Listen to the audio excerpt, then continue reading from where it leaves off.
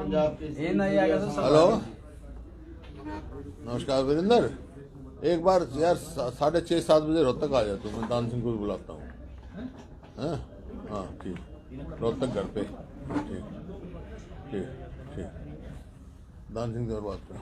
हाँ बोलो, तुमने चाय वाय ओ है बुल्ले सेठ, तेरे इंतजाम में कमी नहीं होनी चाहिए। ये अगर कमी होगी तो तेरे नाम लगाया जाएगा, मेरे को नहीं कहेंगे कुछ, मेरे को कहेंगे। सर 3 दिन विधानसभा का सत्र बैठ जा भाई। 3 दिन विधानसभा का सत्र चला, क्या निकला उस सत्र से? क्या निकला सर सत्र में? आप लोगों ने आवाज खोदा पार निकली चुहिया। हेलो राव साहब, आप 6:30 बजे यहाँ आ जाओ रोहतक एक बार, मैं रात को रुकूंगा। मैंने बुल्ले को शाह को भी बुलाया, कन्फ्यूजन नहीं रखना है। हाँ रोहतक कोठी पे, हाँ भिवानी जा रहे हूँ। हाँ ठीक ठीक है, फिर 6:30 बजे यहाँ मैंने बुल्ले को भी बुलाया, आप भी आ जाओ। जी MP साहब को बता दें 6:30 बजे दोनों आएंगे। हाँ सर, विधानसभा सत्र की अगर बात करें, आप लोगों ने मुद्दे उठाए, सरकार जवाब देने की बात कर रही थी, तो ओवरऑल विधानसभा सत्र में क्या निकल कर आया? देखिए, वैसे तो बहुत मुद्दे थे, लेकिन जैसे गन्ने की भाव की बात थी, लागत तो बढ़ा दी और 1 रुपया भी गन्ने की भाव नहीं बढ़ाया। हमने खूब कहा कम से कम पंजाब के बराबर तो कर दो। वैसे तो किसान की 450 रुपये के हिसाब से क्विंटल की, लेकिन कोई टस से मत सरकार नहीं हुई। कई कमेटी बनाएंगे, कमेटी की तो रिपोर्ट पहले आई हुई है, आप सीधा को भी पंजाब के भाव करना है। इसी प्रकार से जब कौशल रोजगार योजना है, जिसको जो हरियाणा के युवाओं के साथ एक खिलवाड़ की जा रही है उसके बहाने से, और जो स्थायी स्थान है, परमानेंट पोस्ट हैं, उनको कम किया जा रहा है। अब 30,000 से कम लेके कौशल ना तो उसमें कोई मेरिट है, बहुत सारी शिकायतें हैं उनमें। इसी प्रकार से ये आईडी है और एक ये PPP परिवार पहचान पत्र, सब जो है ऐसा है जो विफलता की तरफ बिल्कुल विफल सरकार साबित हुई है। दुष्यंत चौटाला तो ये भी पाते हैं कि हम 75% जो है जो में आरक्षण जो चल रहा है युवाओं को हरियाणा का, दो किस्म की बना दी जो मिसाइल। 75% कहाँ हुआ? लगाओ तो सही, लिस्ट तो दो कौन सी जगह? वहाँ तो जो फरीदाबाद में तो फैक्ट्रियाँ बंद हो रही हैं, वही कह रहे हैं हम लगा रहे हैं। लगे लगे हुए कोई नहीं कर सकते। आज बेरोजगारी में हरियाणा पूरे देश में नंबर 1 है, और कर्जा इतनी ज्यादा बढ़ा दिया, 4 लाख करोड़ से ऊपर कर्जा हो गया। सर, आप लोगों ने शराब घोटाले का मुद्दा उठाया था, लेकिन ये कह के कि वो सब जुडिशियल मामला है, उस पर कोई जवाब नहीं मिला।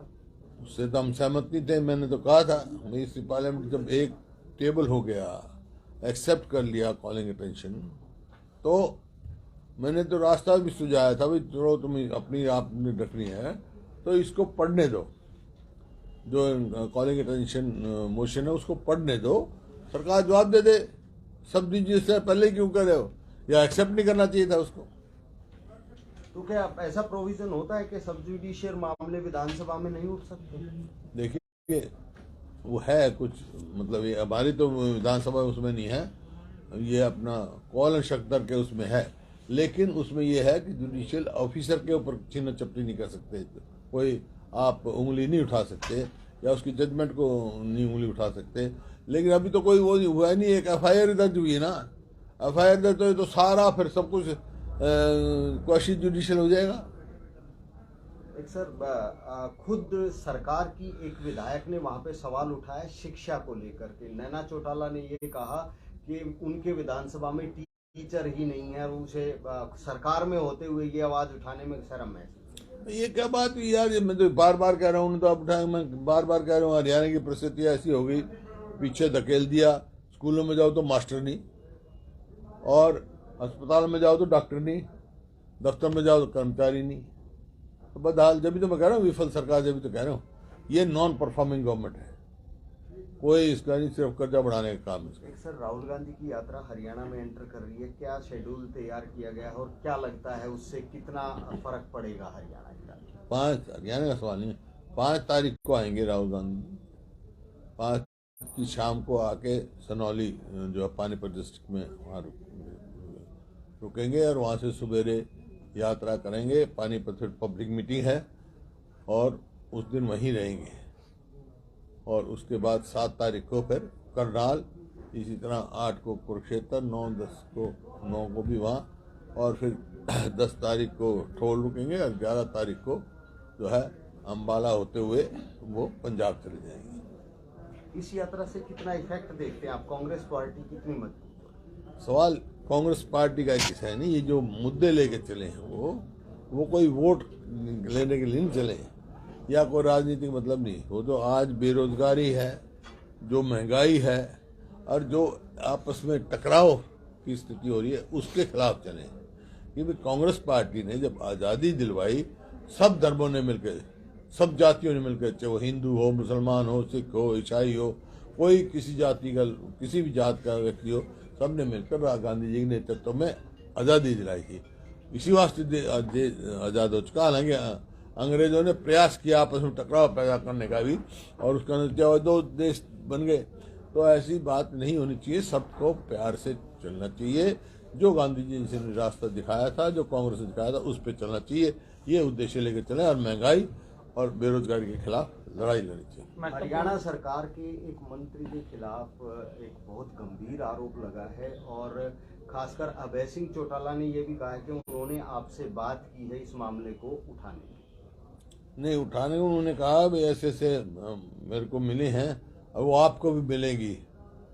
किसका मामला है? वो मेरे को मिलेंगे तो मैं अगर उसमें होगा तो पूरी उठाएंगे। वो मिली नहीं है अभी मेरे को।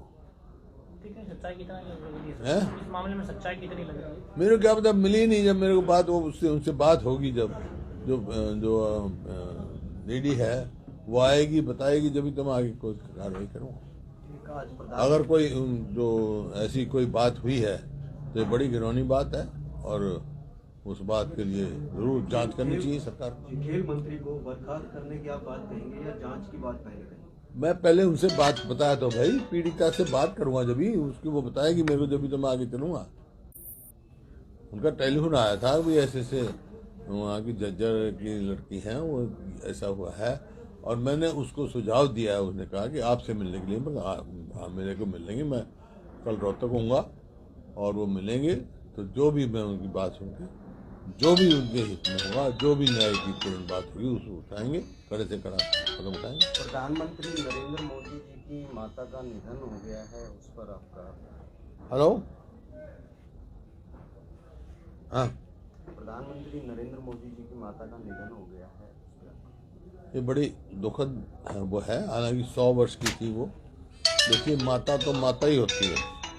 माता ऐसी चीज़ है कि वो प्रधानमंत्री की माता हो, किसी की माता हो, अपना पेट भूखा रख के अपने बच्चे को खाना खिलाती हैं।